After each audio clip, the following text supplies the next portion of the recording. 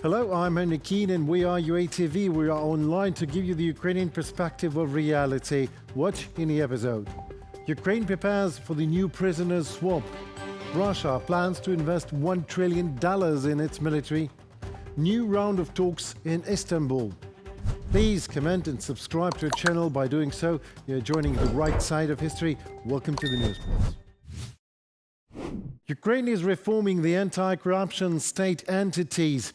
Talking about National Anti-Corruption Bureau and Special Anti-Corruption Prosecutor's Office, from now on they will be subjugated directly to the Prosecutor General of Ukraine and will have to start criminal processes and investigation at their demand. Such a decisions to take control over the anti-corruption entities led to protests all over the country, with people demanding to stop the reform immediately. The reform comes after several prominent former government high-ranking officials and businessmen have allegedly left the territory of the country at war, helped by Bureau's detectives. Other reasons for the reforms are also being named, such as Russian influence, namely Russian agents' infiltration of the Anti-Corruption Bureau, forcing it to, from within, to stall some high-value corruption cases for years. Following the protests, Volodymyr Zelensky addressed the people in his evening appeal.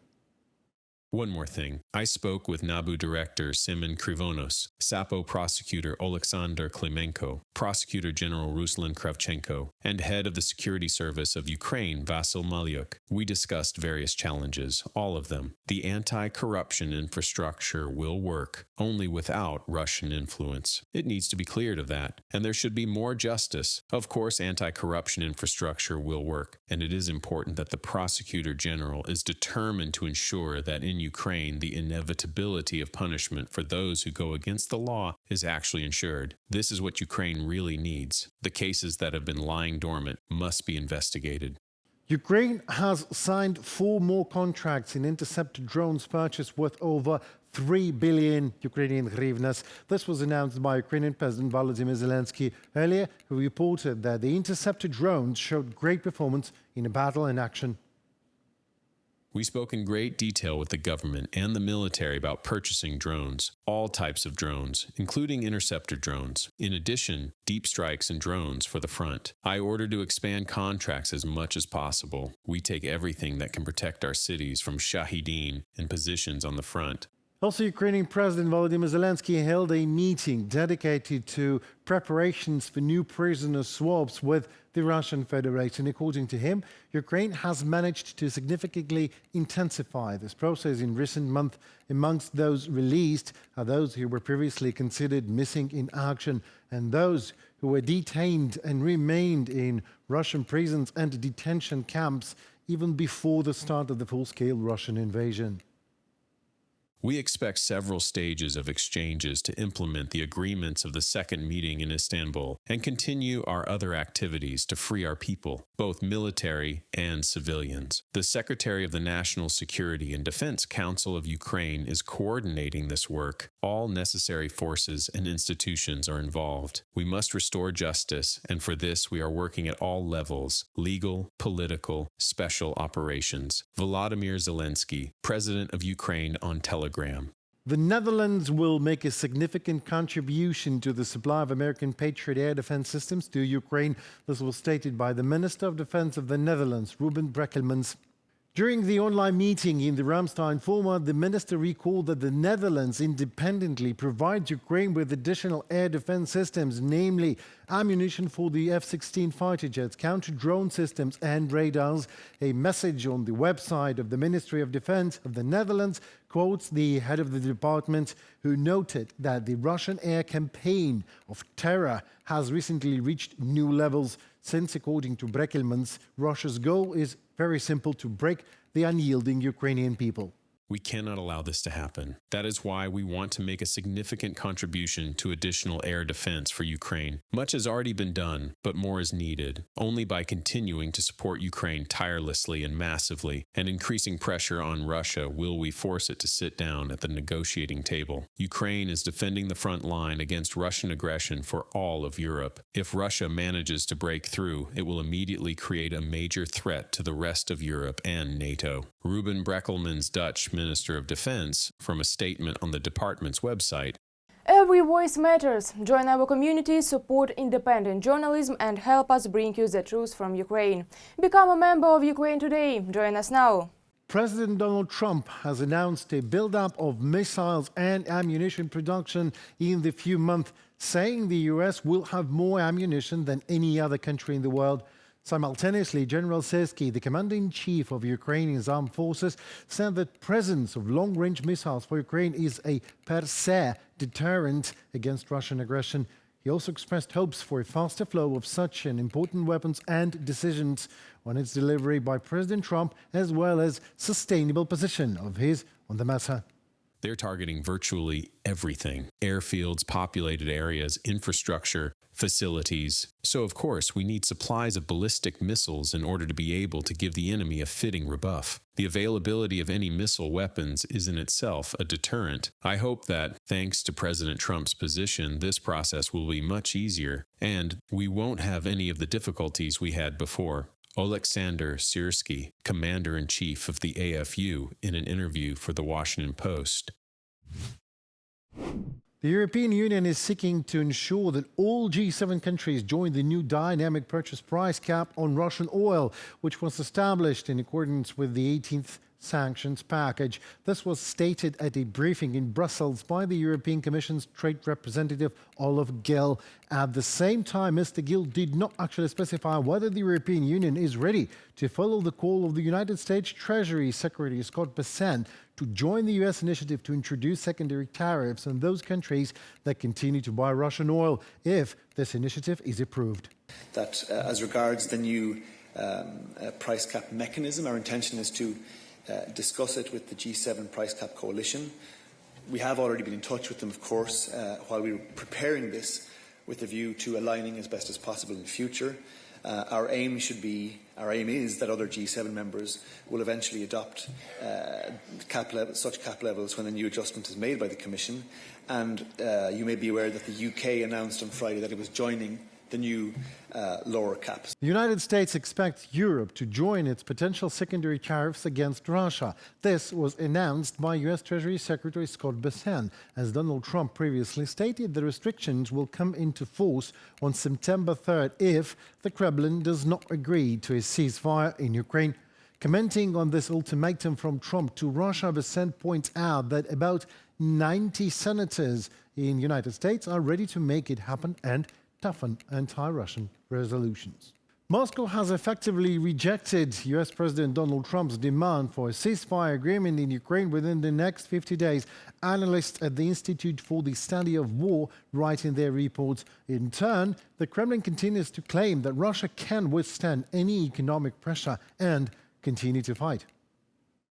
Western economic pressure, coupled with sustained Western military support, is needed for Ukraine to allow Ukrainian forces to inflict combat losses on Russia in order to force Putin to reconsider his calculations and engage in substantive peace talks to end the war. From the ISW report, refusing to compromise in the war would be a colossal strategic mistake for Putin. This is what the Washington Post writes.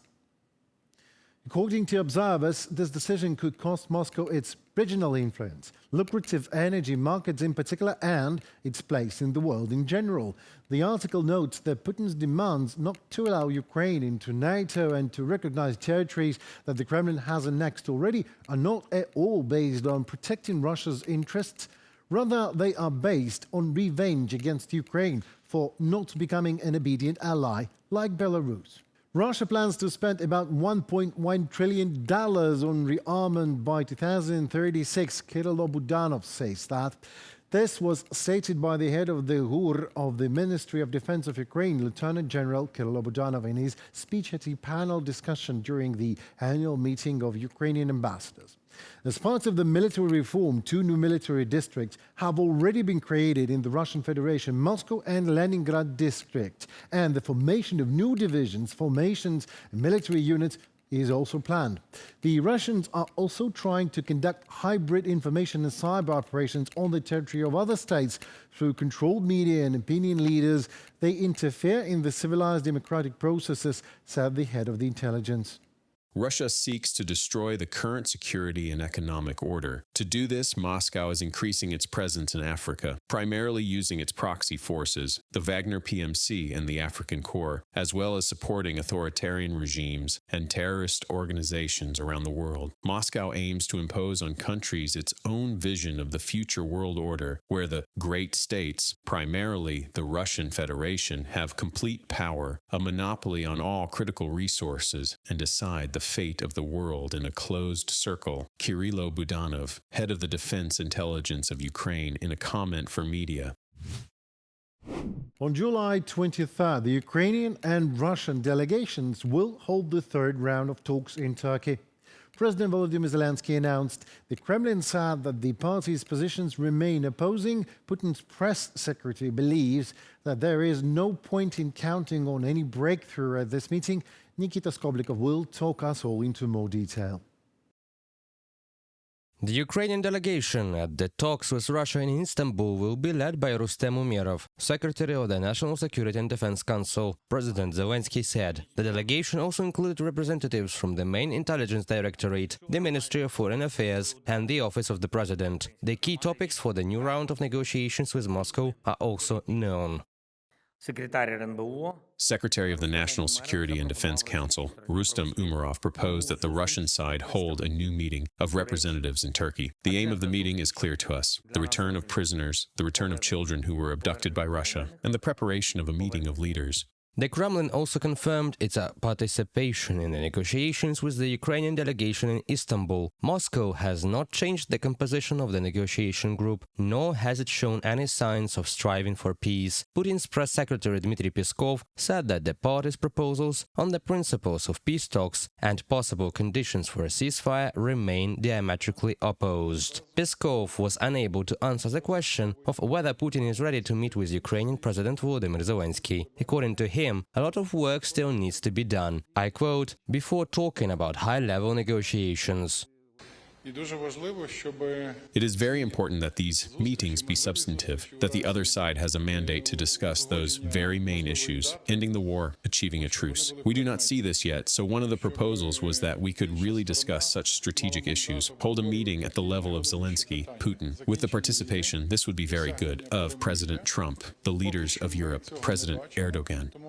This is already the third round of talks with Russia. From the very beginning, Moscow has demonstrated its reluctance to engage in serious dialogue on ending the war against Ukraine. It all began with the extremely low level of representation of Russian delegation, especially in comparison to the Ukrainian delegation. When Moscow finally presented its so-called memorandum on a peace settlement, it turned out that it, in Putin, demands that Ukraine hand over to Russia territories that the Russian army does not even control. The international community has increased pressure on the Kremlin to achieve real progress in the peace process. Incidentally, Moscow decided to take part in the third round of talks only after Trump's ultimatum to impose trade tariffs on Russia and its partners if it doesn't agree to a ceasefire within 50 days. Turkey, which is hosting the talks, welcomed the resumption of dialogue.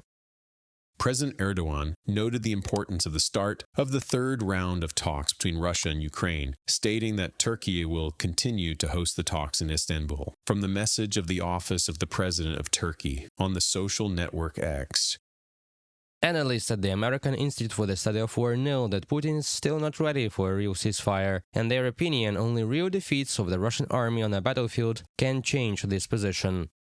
Only significant Russian setbacks on the battlefield, made possible by timely and sufficient Western military aid to Ukrainian forces, will force Putin to reconsider Russia's ability to defeat Ukraine militarily and bring it to the negotiating table. From the ISW report, the concept of peace through strength in relation to Russia is today supported by all of Europe. President Volodymyr Zelensky emphasizes only a demonstration of determination and strength can force the Russian dictator to sit down at the negotiation table. That is why, according to him, Kyiv needs more weapons and tougher sanctions, pressure on Russia. Reported by Nikita Skoblikov, Pavlo Shtermach, UATV News.